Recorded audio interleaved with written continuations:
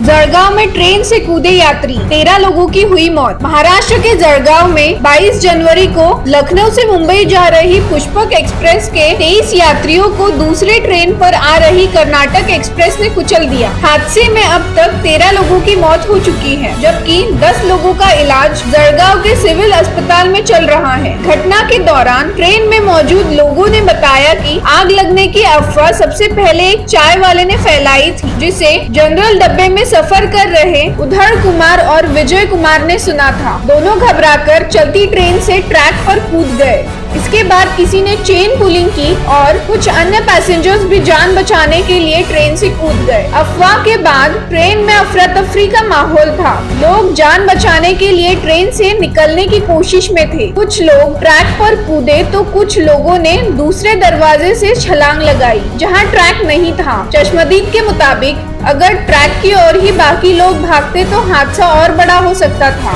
Jalgaon collectorate ने बताया कि हादसे में जान गंवाने वाले 13 में से 10 लोगों की पहचान हो गई है, 3 की पहचान की जा रही है। कर्नाटक एक्सप्रेस से कटने के बाद कई लोगों की बॉडी टुकड़ों में बट गई थी। रेस्क्यू टीम और आसपास के लोगों ने चादरों में इन टुकड़ों को इकट्ठा किया। हादसा 22 जनवरी को शाम 4:45 बजे पाचोरा स्टेशन के पास हुआ। गाड़ी नंबर 12627 कर्नाटक एक्सप्रेस बेंगलुरु से नई दिल्ली जा रही थी, जबकि पुष्पक एक्सप्रेस लखनऊ से मुंबई जा रही थी। रेलवे के एक वरिष्ठ अधिकारी ने कहा कि प्रारंभिक जानकारी के अनुसार पुष्पक एक्सप्रेस के एक कोच के अंदर हॉट एक्सेल या ब्रेक बाइडिंग के कारण चिंगारी उठी और कुछ यात्री घबरा गए। उन्होंने जंजीर खींची और उनमें से कुछ नीचे कूद गए। रेल मंत्री अश्विनी वैष्णव ने मृतकों के परिजन को 1.5 लाख रुपए, गंभीर घायलों को 50,000 रुपए और मामूली रूप से घायल लोगों को 5,000 का मुआवजा देने की घोषणा की है। सेंट्रल रेलवे के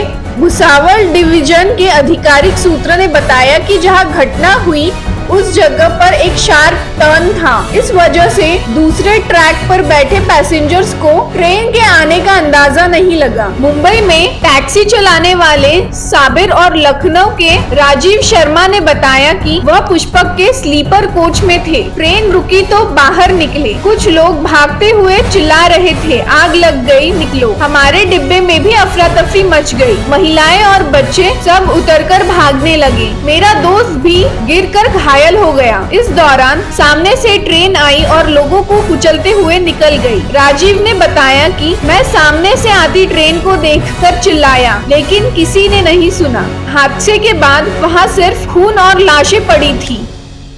घटना घडली, ती घटना घडल्यानंतर मी ट्विट केलं, एकनाथरावांनी केलं, सीएम साहेब डावसले होते तिथनं केले। सरकारच्या वतीनं गुलाबराव पाटील आणि गिरीश महाजन साहेब ते स्पॉटवर गेले। तिथले आमचे आयुष प्रसाद कलेक्टर, पूर्वी आपल्याकडे सीओ होते, ते तिथे त्या ठिकाणी गेले आणि लगेच कामाला तिथं सुरुवात त्या बाबतीमध्ये झाली।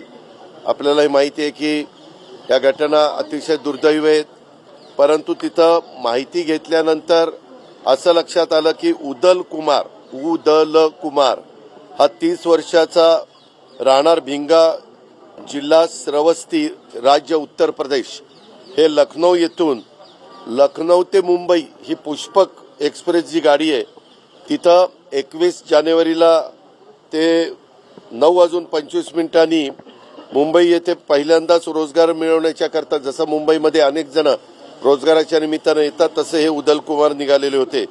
त्यांच्यासोबत त्यांच्या पत्नीचे भाऊ विजय कुमार हा देखील होता। ते दोघेही सर्वसाधारण तिकिटाने सर्वसाधारण बोगीच्या वरच्या आसनावर बसलेले होते आणि त्यावेळेस रेल्वेच्या रसोई यान बोगीचे चहा विक्रेते यांनी आग लागली अशा पद्धतीनं तो ओरड केली आणि त्या आरोळ्यात त्यांना ऐकू आले, त्या उदलला पण आणि त्याच्या तो विजय कुमारला पण।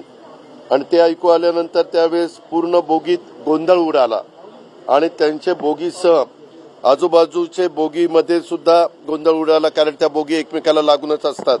त्यावेळेस काही प्रवाशांनी घाबरून स्वतःचा जीव वाचवण्याच्या करता गाडीतनं दोन्ही बाजूला उड्या मारल्या आणि तो प्रयत्न ते करत होते, परंतु गाडीचा स्पीड होता आणि ट्रेन खूप वेगाने असल्यामुळे इतर प्रवासी गाडीतून खाली उतरू शकत नव्हते त्यावेळेस कोणीतरी प्रवाशांनी स्वतःच डोकं चालवलं आणि साखळी ओढली। आपल्याला सगळ्यांना माहिती आहे की रेल्वेचा प्रवास करत असताना काही असं वाटलं तर धोक्याचं काही असेल तर साखळी ओढावी असं आपण ते सांगतो आणि रेल्वे मग थांबली आणि प्रवासी गाडीतून खाली उतरण्यास मिळेल या ठिकाणून खाली उतरायला लागले। म्हणजे ज्या दरवाजातनं किंवा खिडकीतनं आणि खाली उतरल्यावर इकडे तिकडे जाऊ लागले तेव्हा लगतच्या रेल्वे रुळावरून जात असताना बेंगलोर न्यू दिल्ली कर्नाटक एक्सप्रेस अतिशय वेगाने आली आणि रेल्वेच्या रुळावरील त्याच प्रमाणे रुळ ओलांडून प्रवाशांना धडका देऊन पुढे काही अंतरावर जाऊन थांबली। त्यावेळेस बऱ्याच प्रवाशांचे अक्षरशः शरीराच्या म्हणजे सांगणं पण मला म्हणजे योग्य वाटत नाही, इतक्या त्यांच्या शरीराच्या दुर्दशा त्या ठिकाणी झाली आणि बरेचसे प्रवासी त्याच्यामध्ये मृत्युमुखी पडले, काही प्रवासी जखमी झाले आणि हे झाल्या उदल कुमार आणि तो विजय कुमार हे देखील त्यांनाही धडक बसली, ते जखमी झालेले आहेत। उदल कुमार आणि विजय कुमार यांचा शोध घेत असताना 6 ते 7 प्रवासी मयत झाल्याने त्यांनी स्वतःच बघितले, त्याप्रमाणे झालेली घटना ही आहे। आतापर्यंत 13 लोक मयत झालेले आहेत, 10 लोकांची ओळख पटलेली आहे, 10 जणांची पूर्ण बॉडी मिळालेली आहे। 3 मध्ये थोडं शरीराच्या म्हणजे शरीर त्यांचं एक नाहीये, त्याचे गाडी अंगावरून गेल्यामुळं त्याचे तुकडे त्या ठिकाणी झालेले आहेत। त्याच्यात 1 पुरुष आणि 2 महिला आहेत आणि जखमी 10 आहेत, त्याच्यात 8 पुरुष आणि 2 महिला आहेत। अशा पद्धतीनं ही दुर्दैवी घटना घडलेली आहे आणि ते निव्वळ अफवांच्यामुळे घडलेली आहे। ह्या दोघांनी त्याच्यामध्ये ह्या सगळ्या गोष्टी केल्यामुळे घडलेली। आता जखमींना पूर्णपणे शासकीय खर्चाने आम्ही उपचार करण्याच्या सूचना दिलेल्या आहेत। मुख्यमंत्र्यांनी पण दावोसवरून दिल्यात, आम्ही पण दिल्यात आणि स्वतः गिरीशजी आणि स्वतः कलेक्टर वगैरे सगळेजण, गुलाबराव पाटील आमचे पालकमंत्री सगळेजण तिथं आहेत। नंतर काही तासांनी मात्र त्या दोन्ही रेल्वे ज्या भागात जायला पाहिजे होत्या त्या भागामध्ये गेल्या आणि तशा पद्धतीनं पुन्हा हे पूर्ववत पदावर ट्रैफिक त्या ठिकाणी आलेले। ऐसी ही न्यू अपडेट्स के लिए सब्सक्राइब करें रिपब्लिकन समाज न्यूज को। धन्यवाद।